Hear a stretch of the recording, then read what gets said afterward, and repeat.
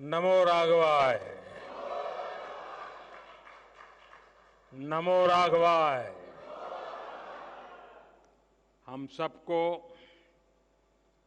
आशीर्वाद देने के लिए उपस्थित पूजनीय जगतगुरु श्री रामभद्राचार्य जी, यहाँ पधारे हुए सभी तपस्वी वरिष्ठ संतगण, ऋषिगण, मध्य प्रदेश के राज्यपाल श्री मंगूभाई पटेल, मुख्यमंत्री भाई शिवराज जी, उपस्थित अन्य सभी महानुभाव, देवी और सज्जनों, मैं चित्रकूट की परम पावन भूमि को पुनः प्रणाम करता हूं। मेरा सौभाग्य है कि आज पूरे दिन मुझे अलग अलग मंदिरों में प्रभु श्री राम के दर्शन का अवसर मिला और संतों का आशीर्वाद भी मिला है।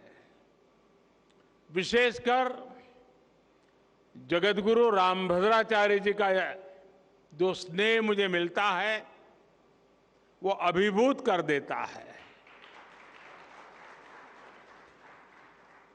सभी श्रद्धेय संतगण, मुझे खुशी है कि आज इस पवित्र स्थान पर मुझे जगतगुरु जी की पुस्तकों के विवाचन का अवसर भी मिला है। अष्टाध्यायी भाष्य,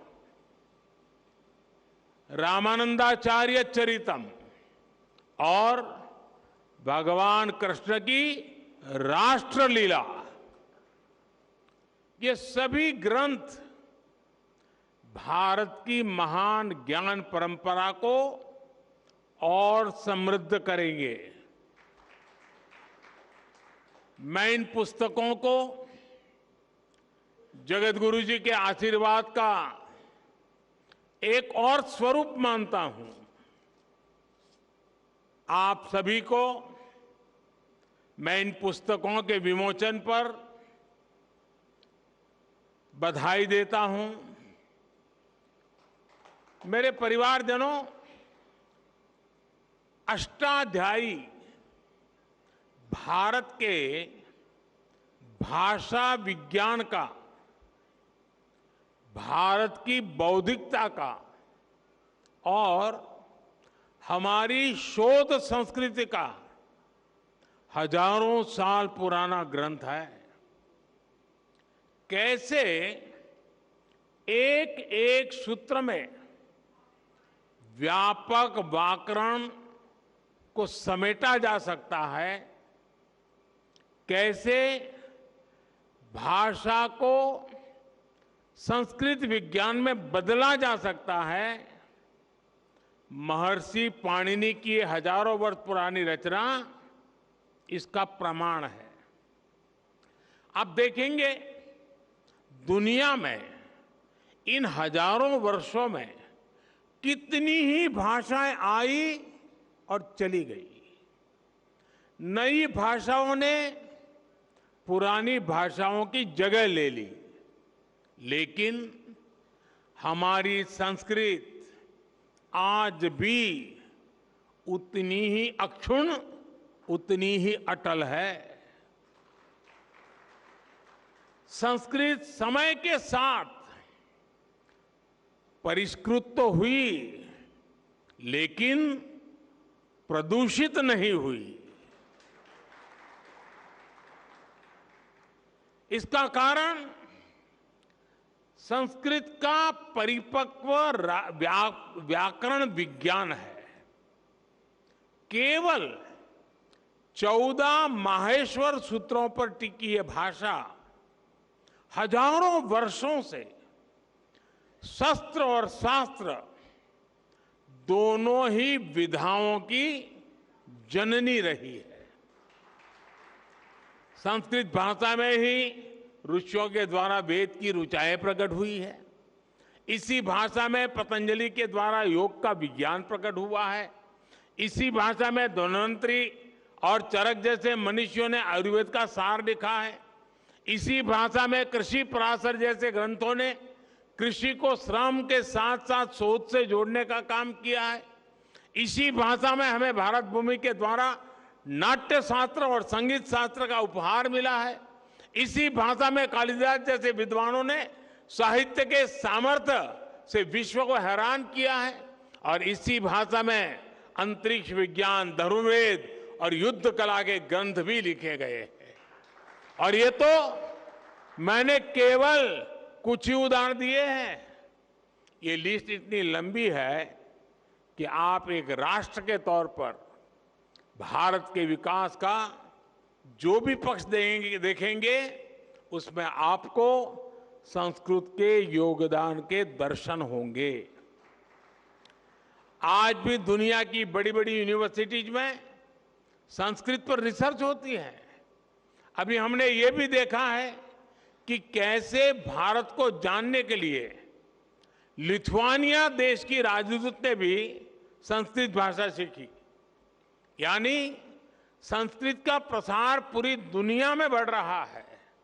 साथियों, गुलामी के 1000 साल के कालखंड में भारत को तरह तरह से जड़ों से उखाड़ने का प्रयास हुआ।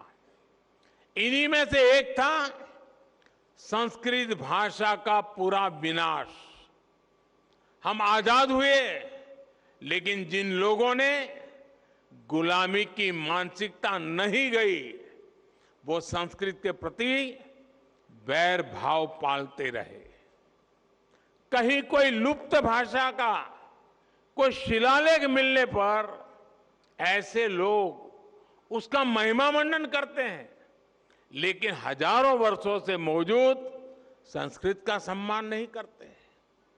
दूसरे देश के लोग मातृभाषा जाने तो ये लोग प्रशंसा करेंगे, लेकिन संस्कृत भाषा जानने को ये पिछड़ेपन की निशानी मानते हैं।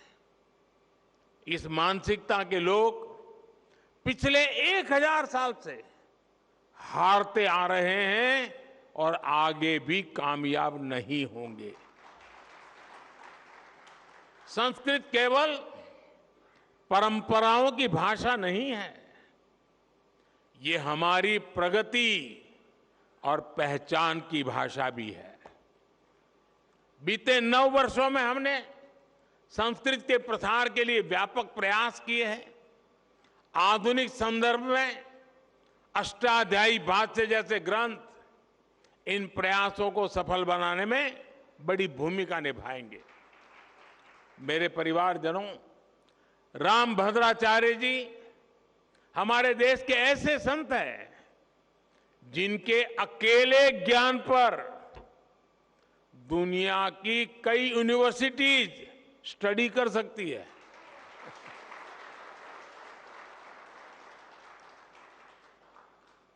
बचपन से ही भौतिक नेत्र न होने के बावजूद आपके प्रज्ञा चक्षु इतने विकसित हैं कि आपको पूरे वेद वेदांग कंठस्थ है। आप सैकड़ों ग्रंथों की रचना कर चुके हैं। भारतीय ज्ञान और दर्शन में प्रस्थानत्रयी को बड़े बड़े विद्वानों के लिए भी कठिन माना जाता है। जगत गुरु जी उनका भी भाष्य आधुनिक भाषा में लिख चुके हैं।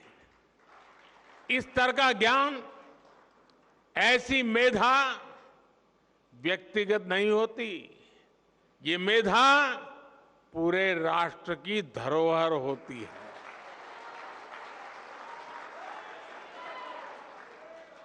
और इसलिए हमारी सरकार ने 2015 में स्वामी जी को पद्म विभूषण से सम्मानित किया था।